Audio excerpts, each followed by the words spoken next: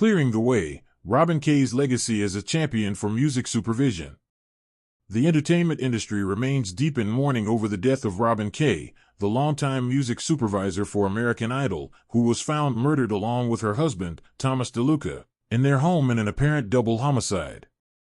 Kaye's contemporaries are remembering her as a consummate professional who had a keen talent for working with creatives, and for her stewardship as an advocate in championing the music supervision profession as a whole.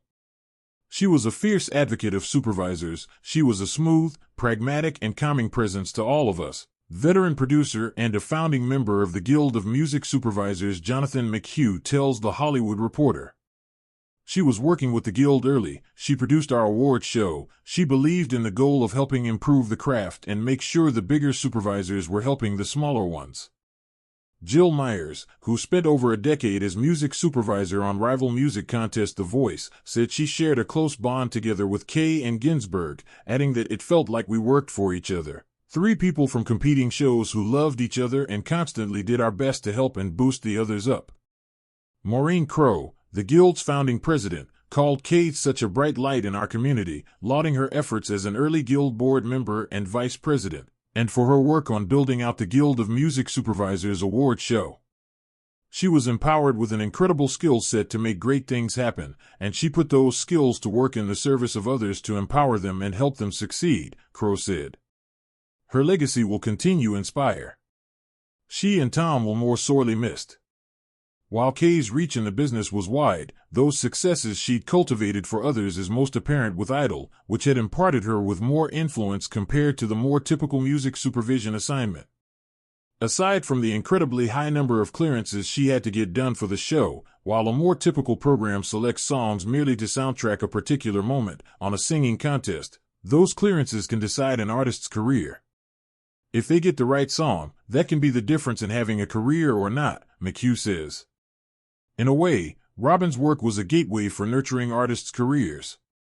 Sometimes artists got 30 seconds, a minute to get a thumbs up or down. Robin was the kind of person that would always go to the wall and make sure that if that's the song that someone wanted, she would try to get there if she could.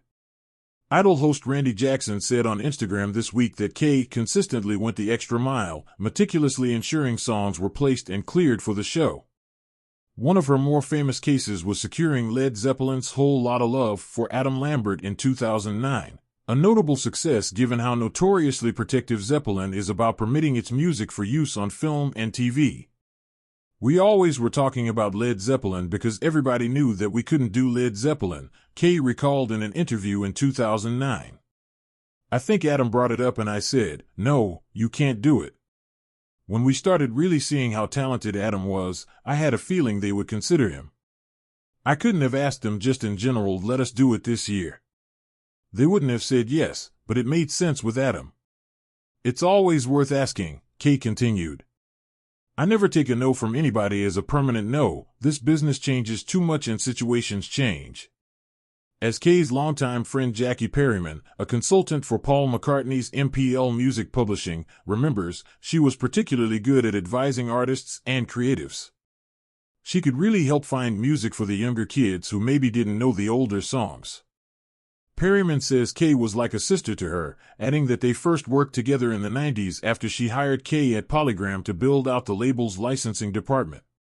Kaye, Perryman says, was completely respected and liked because she was an authentic person who didn't put on airs. I screamed when I heard the news, it's so devastating, she says. Robin and Tom were in the prime of their lives. They were lovely people who were good to everyone around them. Both McHugh and Perryman emphasized that it was Kaye's unmatched relationships with music publishers that gave her an edge in the business. She could actually clear amazing songs for the show because her reputation and her relationships were parallel to none, Perryman says. The business has a lot of egos, but she was able to work with everybody. She wasn't a self-promoter at all. She didn't make it about her. She just believed music supervision was a job that people should recognize and respect. And she loved artists, and she loved music.